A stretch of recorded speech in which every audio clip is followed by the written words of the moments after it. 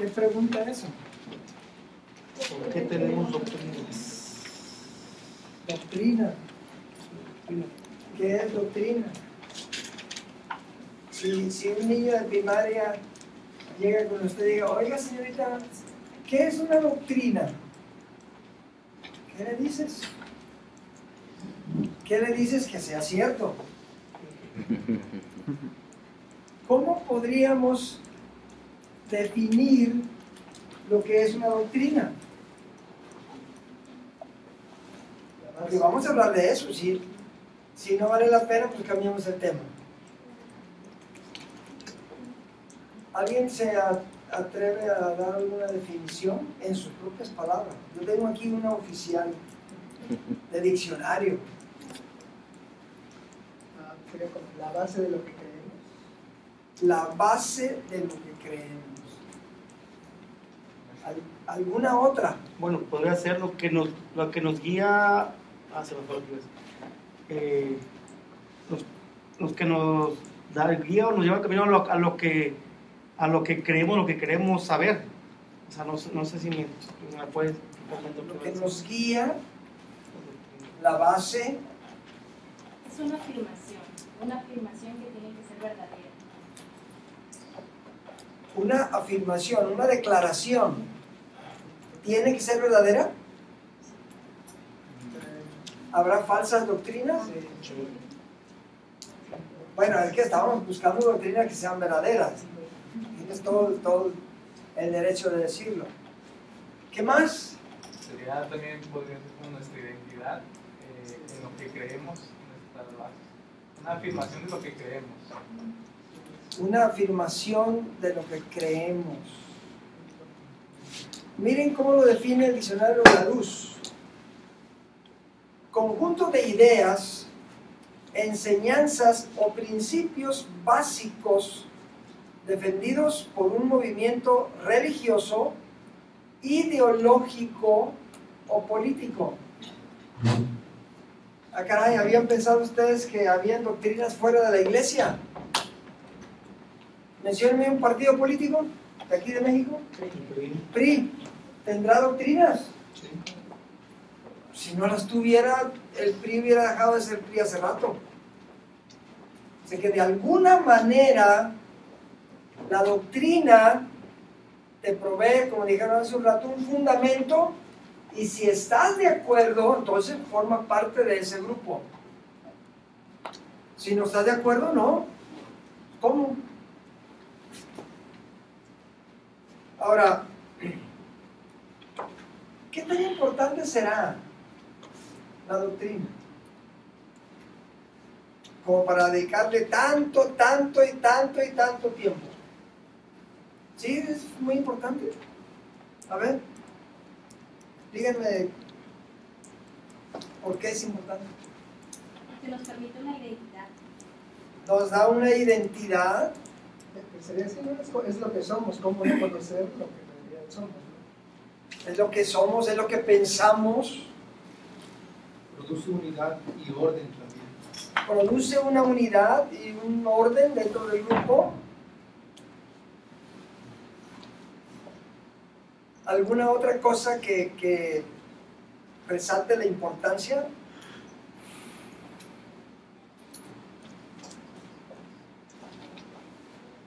Pues yo creo que igual es como lo que va a ser cómo te comportas. Por ejemplo, tienes una doctrina, entonces tú vas a vivir de acuerdo a esa doctrina. No vas a hacer lo que otras personas creen. O sea, otras personas pueden tener otras doctrinas, pero tú no vas a hacer lo mismo que esas personas si tu doctrina es diferente, porque entonces guía tu vida. A ver, tú estás usando otro verbo.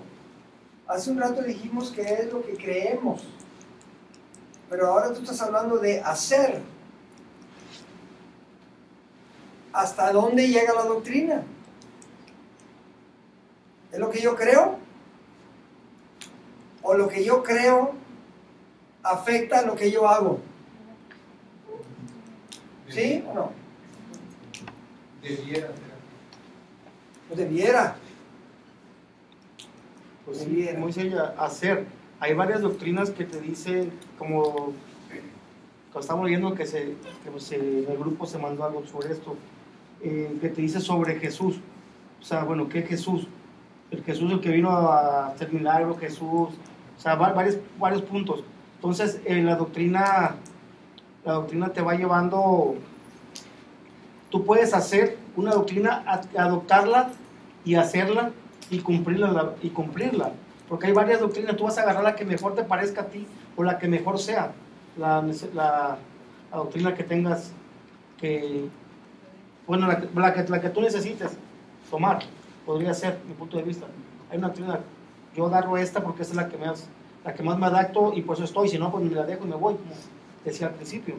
Si no me gusta la doctrina, pues no, la dejo. A ver, voy a poner un ejemplo. Contigo. ¿Cómo comenzó el mundo? ¿Cómo llegó a existir todo el mundo en el que vivimos? Dios lo creó. ¿Alguien piensa diferente? ¿Y de dónde sacaste eso que Dios lo creó? Ah, en la Biblia. Y si yo no uso la Biblia, entonces ¿quién la creó? Pues una explosión, un Big Bang, no sé qué. Así que si todos nosotros creemos que vale la pena creer en la Biblia, y yo les pregunto cómo comenzó el mundo, pues yo espero que todos me digan más o menos lo que tú dijiste. ¿Sí? Así que, ¿en qué se apoya una doctrina? ¿O en qué apoyas las doctrinas que tú crees? Eso depende muchísimo de lo que vas a creer. Si una persona dice, no, yo mis doctrinas las voy a fundamentar en la ciencia. Ajá, y vas con los científicos y les preguntas, ¿cómo comenzó el mundo? 1.000 millones de años, una explosión, una masa incandescente, se fue enfriando y aquí estamos.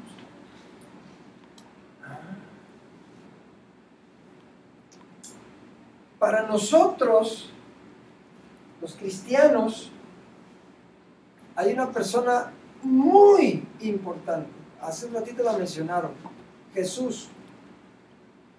¿Por qué es importante? Si teniendo a Jesús salen cada idea, aún dentro de nosotros, ¿o no? Hay unas ideas muy raras de repente. Ahora si quitáramos a esa persona, ¿y por qué es importante Jesús?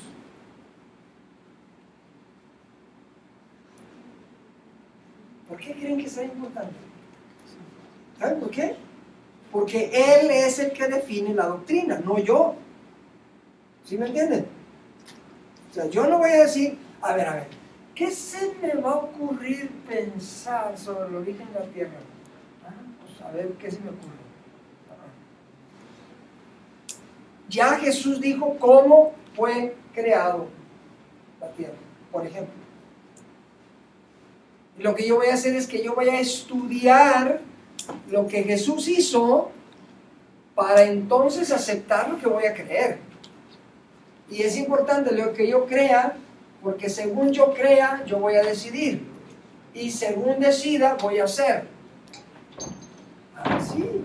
A ver, vamos a ponerles un ejemplo. Busquen en sus Biblias el libro de Daniel.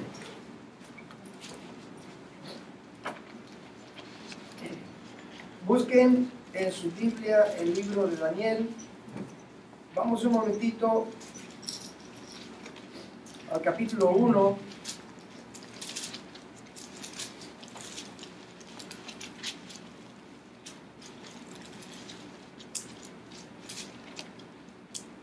Y vean, ustedes conocen la historia de Daniel, no vamos a entrar en mucho detalle, pero vean el versículo 8.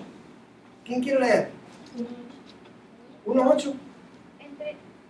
Pero Daniel se propuso en su corazón no contaminarse con la ración de la comida del rey, ni con el vino que éste bebía. Pidió por tanto a los jefes de los funcionarios que no fuera obligado a contaminarse. ¿A quién era Daniel? ¿El hijo de Nabucodonosor? ¿Quién era? Era un prisionero de guerra. ¿Saben qué se hacía con los prisioneros de guerra? Se los llevaban al país y en público los mataban. Para que la gente tuviera miedo de desobedecer al rey. Y para que la gente viera cómo su nación había vencido a otras naciones. ¿Sí? Pero en lugar de matarlos, en lugar de esclavizarlos, el rey los escoge y los lleva. ¿A dónde creen que los llevaron? Al palacio. ¿Para qué? Para inscribirlos en la universidad, en la Universidad de Babilonia, para educarlos. ¿En qué cabeza cabe que un prisionero de guerra se le ocurra decirle al jefe de los eunucos, al jefe de los servidores, no, esa comida me va a ensuciar, me va a contaminar? ¿Cómo? Deberías de agradecer que te dan con un plato enfrente y que estás vivo, ¿sí? ¿Me entienden? Y a la vista de los babilonios, los tipos estaban locos. ¿Cómo se le ocurre a un prisionero que de por sí los traían para matarlos y no los matan, los ni siquiera inscribir en la Universidad de Babilonia para educarlos, y se le ocurre decir, no, yo esa comida, ¿la comida de quién era? Si había una comida buena, ¿será la del rey? La mejor comida de todo el imperio era la comida del rey.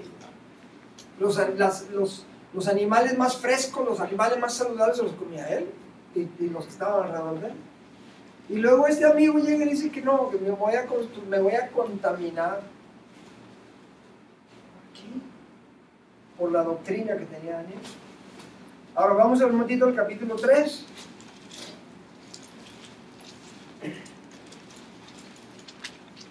Capítulo 3, versículo 2.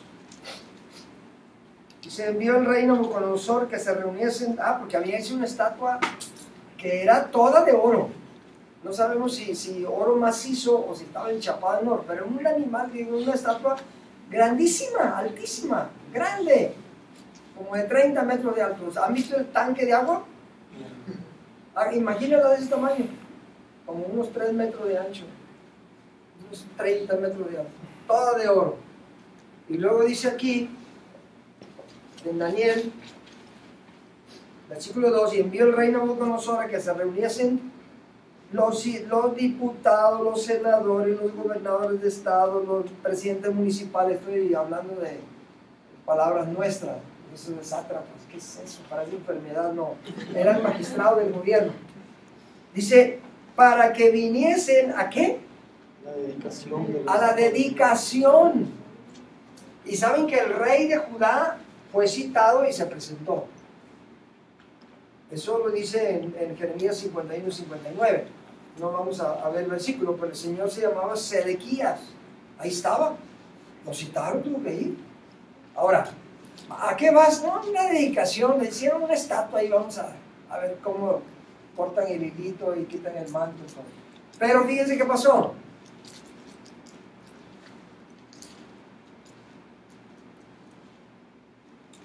Versículo 6. Después de que suenen todos los instrumentos de la banda, cualquiera que no, ¿qué? Se postre y... que era una dedicación, no era un culto de adoración. Yo no sé si toda la gente que estaba siendo citada sabía que no era necesariamente o no era solamente una dedicación, había un acto de adoración, pero ahí estaban. Y la historia ustedes ya la conocen. Daniel evidentemente no está en ese momento, estaba cumpliendo alguna misión, estaba lejos, si no hubieran sido 4 en lugar de 3, lo echaron al horno. Pero Sadrach, Mesach y Abednego se voltearon y dijeron: ¿y el horno? Y toca la banda y todo el mundo, no era nada más agacharse así, no, era arrodillarse y acostarse, poner las manos en el piso. Pasaban revistas así, porque el que se queda de pie, al horno, asado vivo. Y 3 se quedaron de pie. Y el rey de Judá, yo pienso que se agachó, porque no está aquí. El rey de Judá, como que tiró algo y dijo: se me cayó, voy a agacharme. A que termine de tocar la primera. Pero se quedaron bien paraditos 3 y lo llevaron, y la historia es larga. Pero miren, vean lo que dice el versículo 6. Y cualquiera que no se postre y adore, ¿qué va a pasar? Inmediatamente. O sea, no hay juicio. Nada que abogado defensor y que fiscal y a ver, y que pasen los meses. No, señor, usted no se agacha y lo meto al horno, sin juicio. Y cuando Nabucodonosor se da cuenta quiénes son los que se quedaron de pie, se acordó, hijo, es que estos tienen otros dioses, hijo, ¿y ahora qué hay? Son mis mejores elementos, los de confianza son ellos. Y entonces,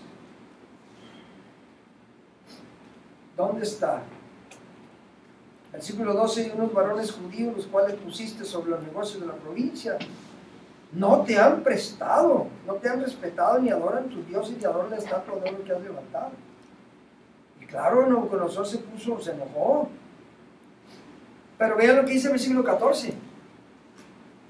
¿Es verdad, Sadrach, Mesach y Abednego, que vosotros no honráis a mi Dios, ni adoráis la estatua de oro que he levantado? Ahora pues, ¿cuál es la pregunta? Estoy dispuesto. Pues que no era inmediatamente que los iban a echar al horno. ¿No habíamos quedado en eso? ¿Y estáis dispuestos que al oír el sol, vamos a pedirle a la orquesta que toque otra vez, con tal de no perderlos?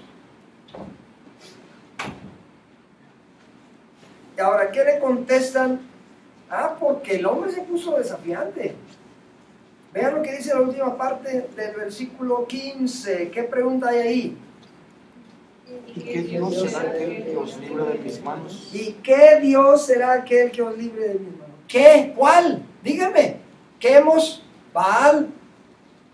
¿Astarte? ¿Cuál? El Dios Jehová. ¿Dónde está?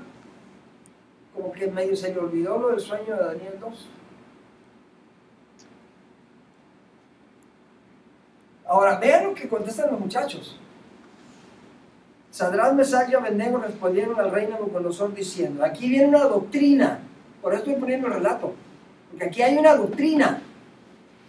Noten que es creer, decidir y hacer.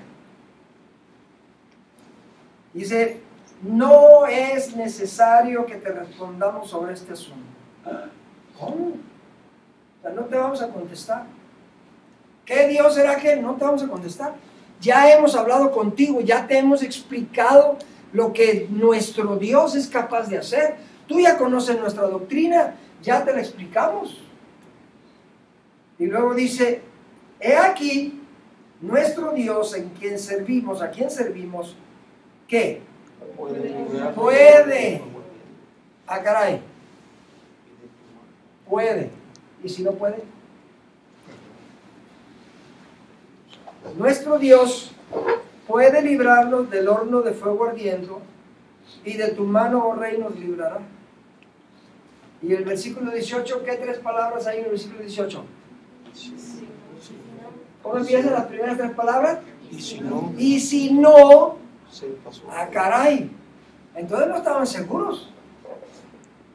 Es que tú no sabes si Dios te va a salvar o no te va a salvar. Si no, pregúntenle a los mártires de la Edad Media. ¿A cuántos los quemaron amarrados en un palo? ¿A cuántos los mataron enterrados vivos? ¿A cuántos los aserraron y Dios no intervino para salvar? Así que ellos no sabían qué iba a hacer Dios. Le dijeron al rey, mira rey, tú ya conoces, nuestro Dios nos puede librar del horno de ti, pero si no, ¿qué? Si no, sepas, oh rey. Ahora, eso sí es parte mía, yo lo puedo decidir. Yo no puedo decidir si me voy a salvar o no me voy a salvar, pero una cosa sí yo ya decidí. Mi doctrina es que ¿qué?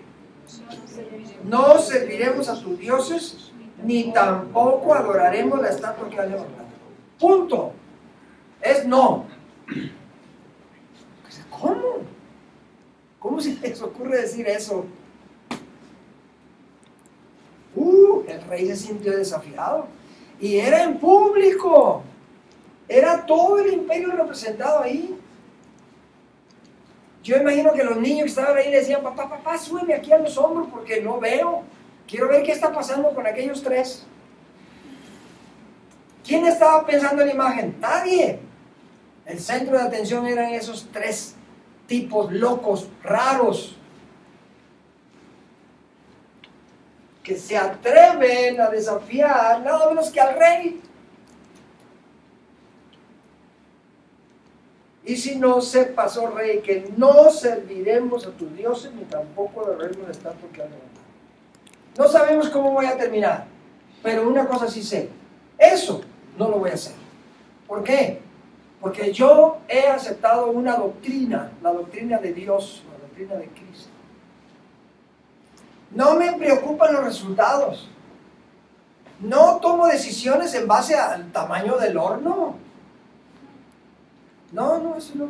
No me interesa si hay 20 o 40 o 80 leones en el foso de los leones. Me interesa ser congruente con lo que pienso, con lo que creo, con lo que decido, y eso me va a llevar a actuar, a riesgo de morir. ¿No? ¿Quién no se ha quemado y hasta malas palabras decimos a veces? Me quemo el... No vamos a pedir ejemplo ni testimonio, ¿no? Porque no es nada agradable. Nos hemos quemado. No era fácil. Y el rey se puso blanco de coraje y mandó amarrar a estos como si fueran tamales. Y Dios, allá. Y era tan rápido la orden que ni siquiera la ropa se los quitaron. Así los envolvieron, en mecate le amarraron los pies, las manos, no ponían ni moverse. Y ahora le cárguenlos y tírenlos allá adentro.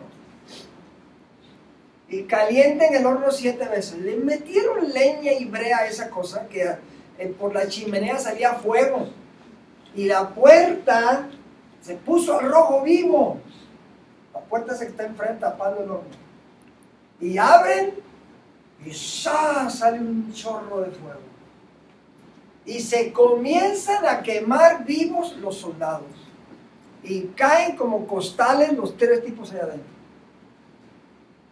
Y Dios no habla, no dice nada, no detiene. A veces el silencio de Dios es la que más prueba nuestra fe. La doctrina.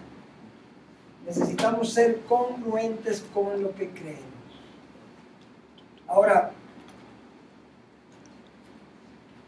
¿por qué es tan importante que Cristo sea el generador de la doctrina? Ya lo mencionamos, pero quiero enfatizarlo. ¿Por qué? Porque si Él no es el que define la doctrina de la salvación, por ejemplo, aquí hay 2, 4, 0, 1, como unas 40 personas, podrían salir unas 40 versiones diferentes de cómo es que yo me puedo salvar. Y vieran qué discusiones se armarían. Pero aquí no. Aquí ya Dios dijo cómo es que nos vamos a salvar. Y solamente como Él dice es como va a suceder. No es como yo quiera, o no es como me guste. Es como Dios dice. Así es. O sea, no me toca a mí crear o mejorar o transformar la doctrina, sino simplemente estudiarla y creerla. Y luego ser congruente con lo que creo. Y según creo, así decido. Y según decido, así voy a actuar. Ahora, la doctrina de Cristo, los teólogos la llaman cristología. Háblenme de la doctrina de la salvación. ¿Cómo está eso de Cristo y la salvación? ¿Cómo está? ¿Cuál es tu doctrina de la salvación? Explícame. ¿Cómo va a ser la salvación? ¿Cómo es que vamos a ser salvos? Bueno, para empezar, estábamos perdidos. También hay una doctrina del origen del pecado. Pero ya estamos perdidos y ahora resulta que Cristo nos va a salvar. ¿Cómo? ¿Eh? Él murió y luego, ¿y qué ganó con morir? ¿Eh? Ganó el título de la potestad de la muerte. Ganó el derecho de salvar porque Él murió en nuestro lugar. ¿Qué más?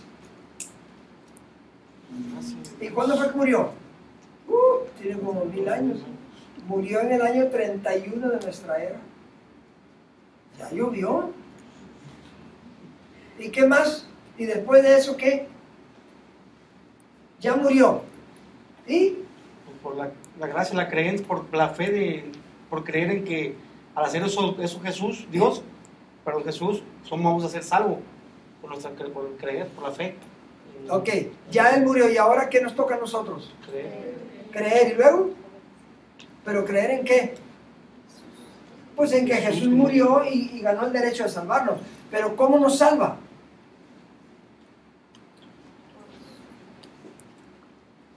Nos salva por su gracia. No lo merecemos, pero nos salva si se lo pedimos y si creemos.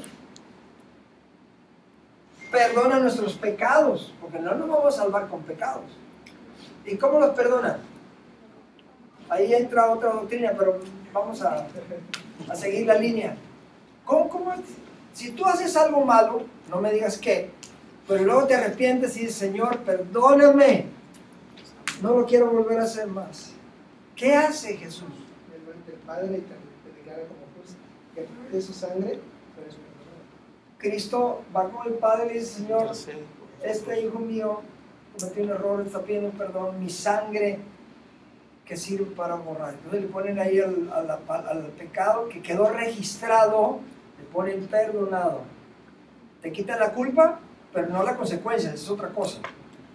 La consecuencia puede que la pagues, pero no la culpa. ¿Y dónde sucede eso? ¿Eh? ¿Dónde sucede eso de que Padre, mi sangre ¿eh? Ahí está la razón de tu ministerio. Santuario celestial. ¿Saben que hay muy poca gente que habla de esta doctrina del santuario? Muy poca. Dios me salva, Dios me libra. Pero ¿dónde? ¿Cómo? ¿Qué pasa? De paso, los pecados no se borran, aunque están perdonados. ¿Sí sabía, verdad? Y a veces hemos oído, es que Dios borra nuestros pecados. Sí, lo que Dios borra es nuestra culpa, pero el pecado ahí queda y alguien lo tiene que pagar. Si tú te salvas, todos tus pecados los va a pagar Satanás. Porque la Biblia dice, la paga del pecado es muerte, y alguien se tiene que morir por esos pecados. Si no eres tú, que Dios te salva con su sangre, alguien va a pagar, y ese que va a pagar es Satanás. Paga los de él y paga los tuyos. ¿Por qué creen que él quiere que se muera la mayor cantidad de gente posible? Por muchas razones, una de ellas es esa.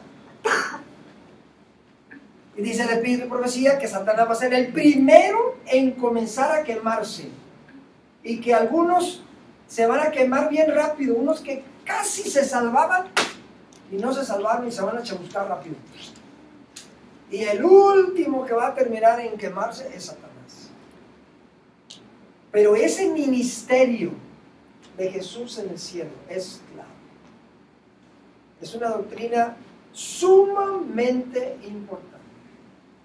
Brinda esperanza, brinda una opción de salvación. Ah, pero que yo soy muy malo, yo he hecho muchas cosas. No puedes hacer tantas que Dios no te pueda perdonar. No puedes, por más que hagas. Y hay gente que no quisiéramos que se salve.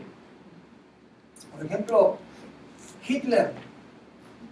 Pues como humano dicen, que se chamusque. Espérate, si eres hijo de Dios también. Dios quiere que todos se salven. Y no sé, a lo mejor vamos a ver algunas sorpresas. Ahora, como ya dije y quiero enfatizar,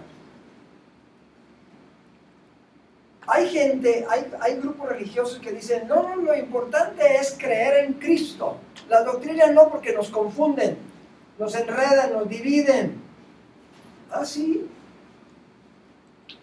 O sea, no se trata de creer en Jesús. Es más, ni siquiera es suficiente creer. Hay que ir al siguiente paso y al siguiente paso, decidir y actuar. A ver, ¿qué dice Santiago capítulo 2? ¿Qué dice Santiago capítulo 2? Busquen Santiago 2. ¿Quién quiere leer? Para cambiar el tono de voz.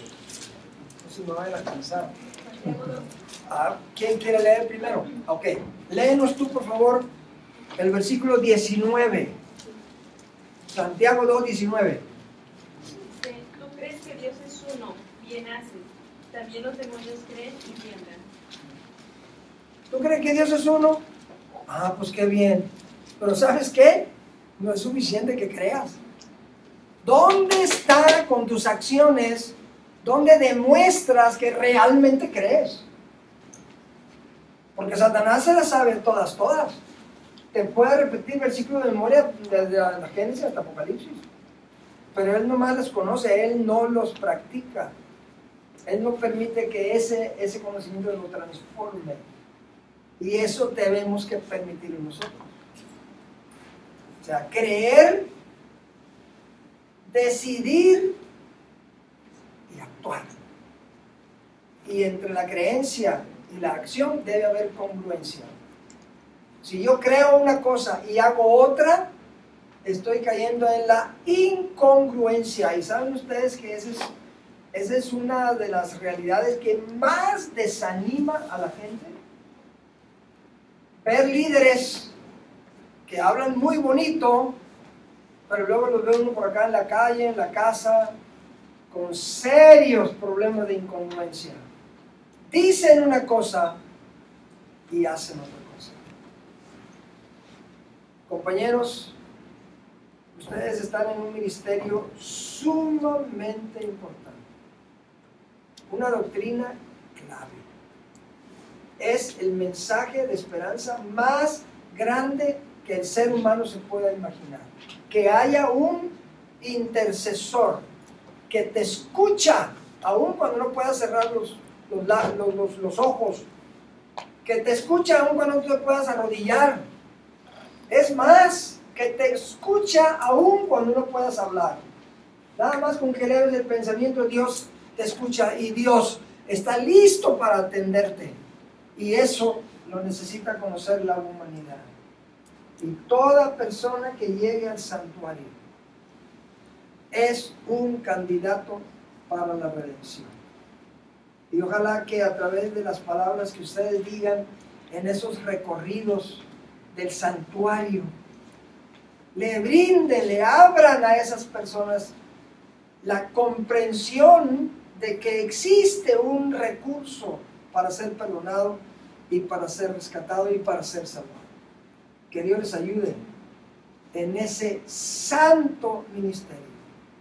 Estudien el santuario, estudien todo lo que hay alrededor de esos simbolismos. Vívanlo, disfrútenlo y compártanlo con todo el que haga alguna pregunta. Aunque no esté levantado el templo, el tabernáculo. Si alguien te hace una pregunta, no desaproveche la oportunidad y asegúrate que él entiende la doctrina, por lo menos lo básico, y que él sabe que puede aprovechar ese recurso. Que Dios les bendiga en el ministerio del santuario.